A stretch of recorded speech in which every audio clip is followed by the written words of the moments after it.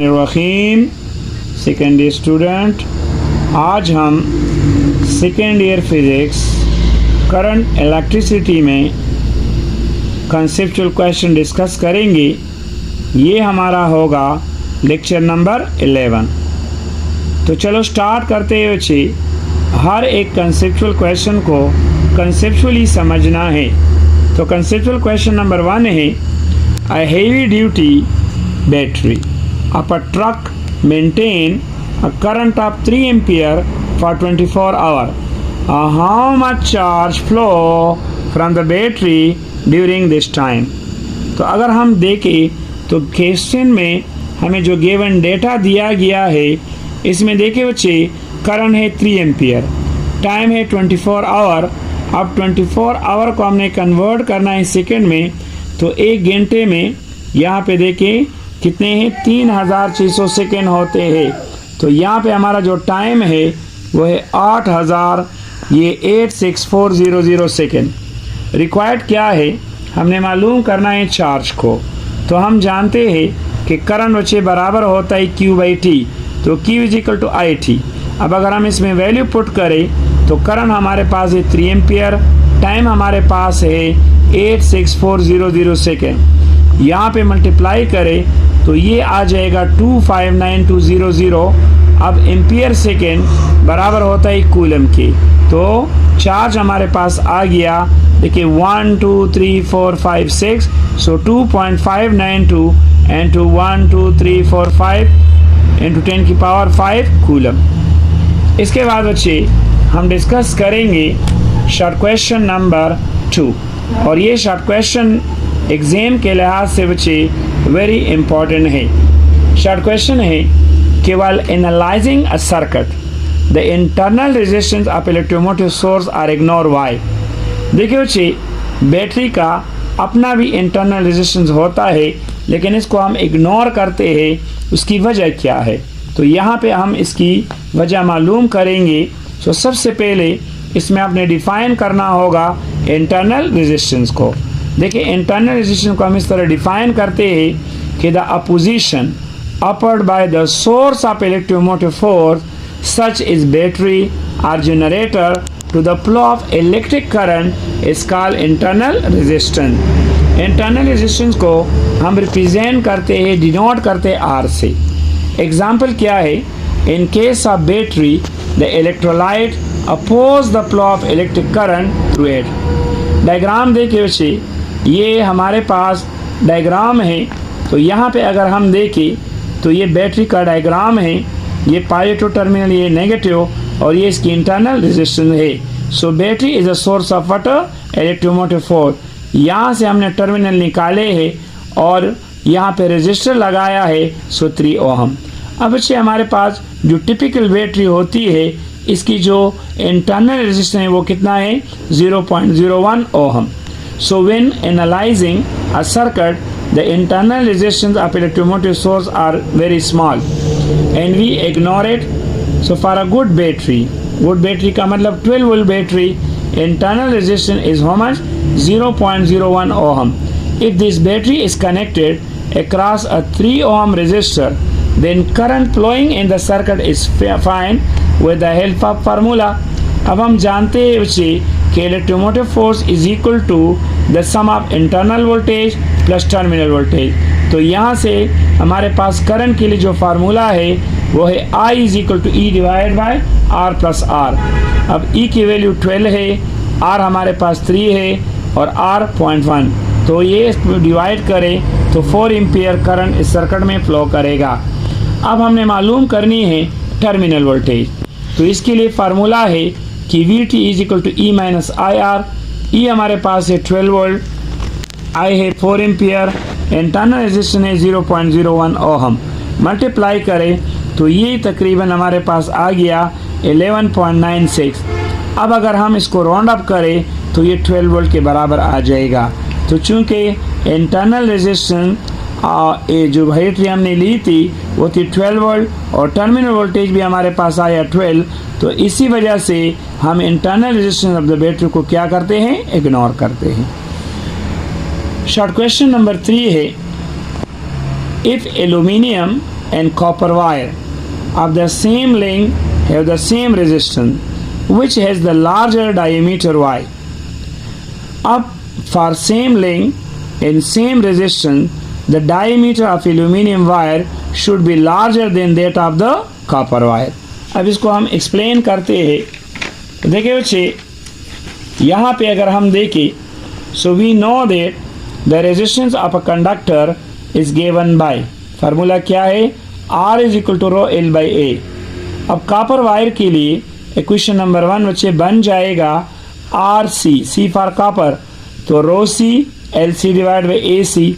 Aluminium के लिए हमारे पास होगा R aluminium rho aluminium length aluminium divide by area. अब सेम रेजिस्टेंस के लिए मतलब resistance of copper is equal to resistance of aluminium. तो यहाँ पे आर सी की हमने बच्चे ये वैल्यू पुट की, यहाँ पे आर ए एल की हमने वैल्यू पुट की। अब हम जानते हैं कि एरिया हमारे पास क्या है, क्रॉस सेक्शनल, तो A is equal to what, pi R square. अब आर हमारे पास क्या है, D by 2। So for same length, देखिए ना, length of copper is equal to length of aluminium is equal to L. तो यहाँ पे अगर हम इसकी वैल्यू पुट करें तो रो copper L multiplied by pi R copper is equal to rho aluminium length multiplied by pi R। LL cancel, अब pi cancel, तो ये हमारे पास रिलेशन आ गया कि rho copper divide by what resistance. अब हम जानते हैं कि रेडियस बराबर होते हैं d बाई 2, तो यहाँ से हमारे पास रिलेशन आ गया कि rho of copper divide by diameter of copper, इसी तरह rho of aluminium divide by diameter. अब रेजिस्टिविटी ऑफ एल्यूमिनियम है 2.65 10⁻⁸ ओहम मीटर और रेजिस्टिविटी ऑफ कॉपर है 1.68 10⁻⁸ ohm. So now we know that from this equation the resistivity of aluminum is higher than that of the copper.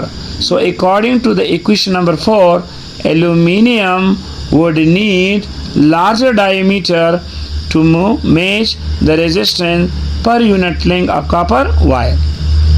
इसके बाद question number 4 को हमने discuss करना है।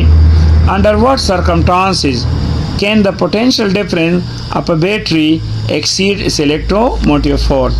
तो ये उस वक्त ज़्यादा होगा जब हम बैटरी को लगाएंगे चार्जर पे, तो उस वक्त electromotive force potential difference of a battery जो है वो एक्सीड करेगा इलेक्ट्रोमोटिव फोर्स से। So the terminal potential difference of a battery exceed it's electromotive force when the battery is connected for charging through a battery charger. Explanation है कि when a battery is connected for charging through a charger it maintains a terminal potential difference V.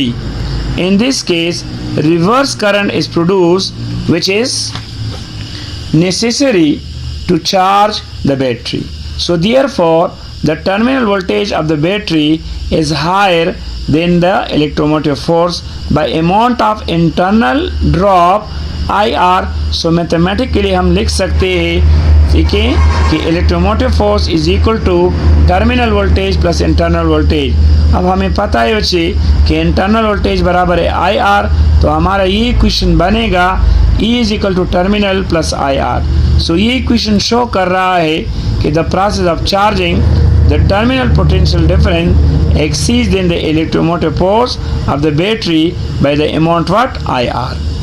इसके बाद बच्चे ये question paper में बहुत दफ़ा आता है, ये क्वेश्चन बहुत ज़रूरी है कि what is the difference between electromotive force and potential difference. ये हमने थ्योरी में भी डिस्कस किया है, लेकिन आपने शॉर्ट क्वेश्चन में इस तरह लिखना है।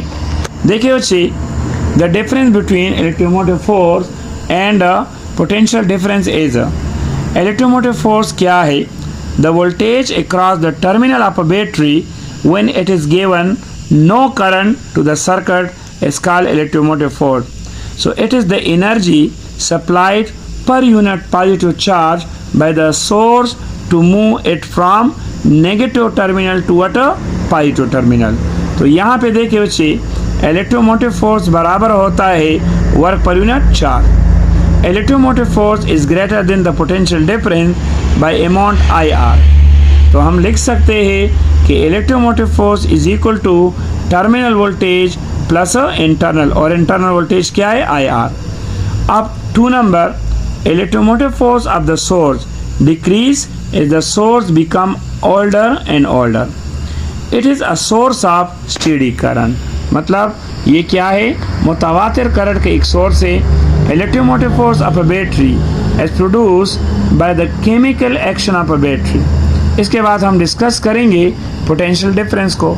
So the work done per unit pi to charge between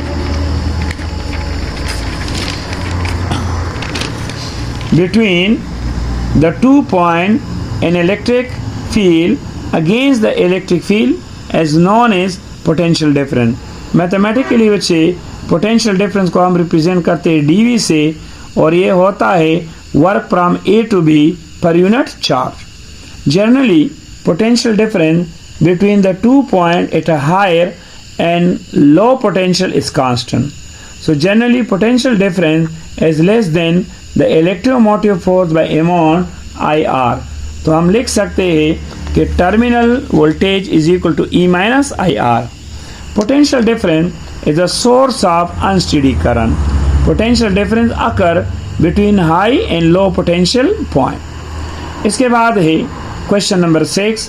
ये बच्चे हमने डिस्कस किया है थ्योरी में भी कि what do you mean by Kirchhoff's law and loop rule and junction rule obey which types of conservation of energy. तो यहाँ पे सबसे पहले हम डिस्कस करेंगे लूप रूल को। So according to the loop rule, Kirchhoff's voltage law कहता है कि the algebraic sum of all the voltage changes around a close circuit और loop is equal to 0. So mathematically sigma E is equal to what I R. तो minus I R यहाँ पे इसका मतलब होगा कि the algebraic sum of all the electromotive force must be equal to I R drop in a circuit. अब ये equation बच्चे कहता है कि the left hand side of this equation gives the total energy supplied by the source to do work on the charge, while the right hand side of the equation gives the dissipation of energy when the charge flow to the resistor. In other words, we can say that gain in energy is equal to loss in energy. So energy loss must be equal to what? Energy gain. Second है junction rule, या इसको हम कहते हैं KCL, और KCL बच्चे ओबे करता है law of conservation of charge को. So according to junction rule, the algebraic sum of all the current entering the junction is equal to leaving the junction.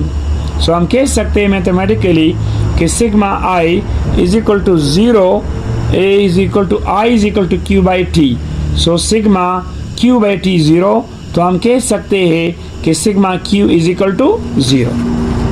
अब इस इक्वेशन से हम ये कह सकते हैं कि we can say that the electric charge neither accumulate nor produce at the junction, in the net charge at the junction is 0. So charge gain is equal to charge lost. इसके बाद हम डिस्कस करेंगे question number 6 को. Why rise in temperature of a conductor is accompanied by rise in resistance. तो ये अच्छे हम mathematically भी प्रूव करेंगे कि R T is equal to R naught 1 plus alpha delta T, और ये शो होता है कि टेम्परेचर बढ़ने से रेजिस्टेंस बढ़ता है. सो रेजिस्टेंस सबसे पहले डिफाइन करते हैं कि the position offered by a conductor to the flow of electric current is called resistance. We know that conductor consist of atom और molecule which vibrate about their mean position, but when the temperature of the conductor increases, so their rate of collision with a free electron increases. As a result, the resistance of a conductor increases. If R naught is the initial resistance at 0 degree centigrade, then the resistance of the conductor at T is given by, तो हम लिख सकते हैं कि change in resistance is directly proportional to the original resistance और change in resistance is proportional to T. अगर हम दोनों को कंबाइन करें तो change in resistance is proportional to R naught delta T. अब यहाँ देखिए चेंज इन रेजिस्टेंस का मतलब होता है R T minus R naught alpha R naught T. अब यहाँ पे R T is equal to R naught 1 plus alpha T. तो ये इक्वेशन शो करता है कि रेजिस्टेंस बढ़ने से टेम्परेचर बढ़ता है।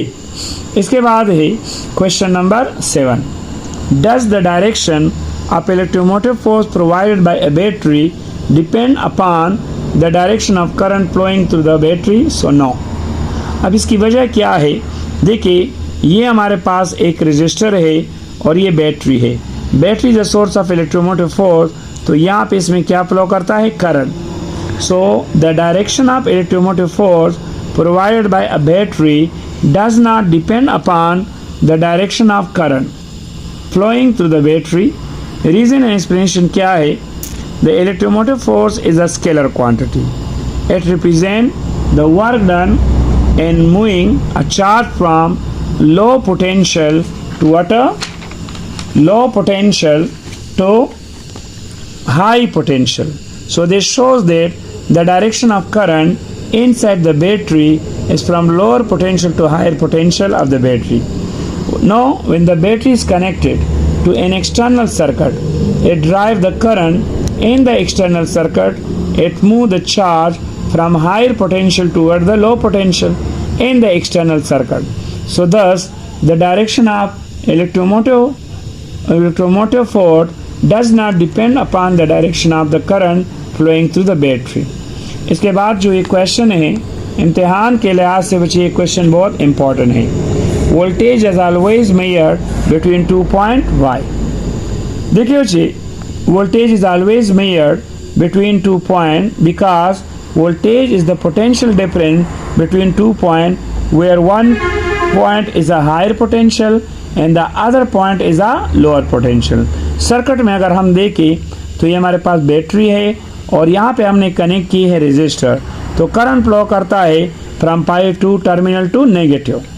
Example, considering a car battery whose positive terminal is at a high potential and negative terminal is a low potential.